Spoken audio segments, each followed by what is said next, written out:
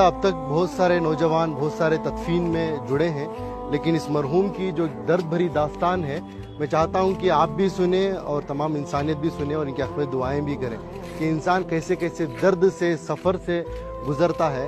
جب یہ اچھا کماتے تھے، کیرلا میں رہتے تھے، سعودی کو گئے تھے، سعودی کو جا کر 90s کی بات کر رہا ہوں، اس وقت پر ان کی سیلری 30,000 روپے تھی۔ 30,000 روپے کما کر اپنے بیوی بچوں کو انڈیا دے کر بھیجتے تھے، بچوں کو قابل بھی بنایا۔ ہم تو بار بار سنتے ہیں کہ ماں بچے کو پیٹ میں 9 مہینے پالتی ہے، لیکن باپ ذہن میں زندگی بھر پالتا ہے، اپنے اولاد کے لیے کچھ بھی قربانی دے دیتا ہے۔ لیکن جب باپ کے پاس پیسہ آیا، یعنی اس مرحوم کے پاس، شمس الدین صاحب کے پاس، تو انہوں نے بیوی بچوں کو سعودی کو بلا لیا۔ سعودی کو جب بلا لیا تو ان کو بھی، یعنی ان کے وائف کو بھی جاب پہ لگایا گیا۔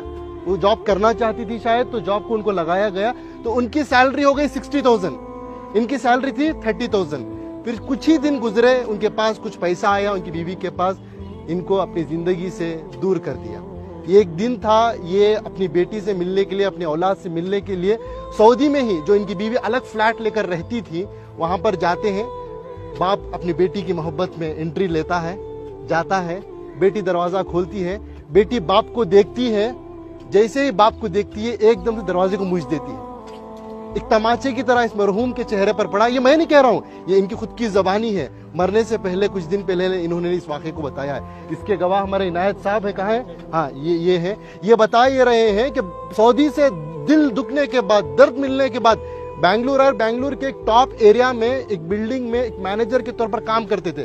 یہ خود اس کے گواہ ہیں کہ ایک ملٹری کی طرح سسٹم تھا ان کا، اصول آداب کے پکے تھے، بنا ایرن کے کپڑا نہیں پہنتے تھے، ایسی اپنی زندگی، چھوٹا سا کمرہ تھا، سیڑھیوں کے نیچے سے بیڈ ڈال کر، ایک پنکھا لگا کر، اسے بھی پاک صاف رکھ کر جیتے تھے۔ یہ پوچھنے لگے کہ بھائی میں تو سمجھا آپ ایک سیکیورٹی گارڈ ہیں، لیکن آپ کی یہ پاکی صفائی کو دیکھ کر، آپ کی یہ ملٹری سسٹم کو دیکھ کر، آپ کی اس ڈسپلن کو دیکھ کر میرے اندر سوال پیدا ہوا، آپ کی زندگی میں کیا ہوا؟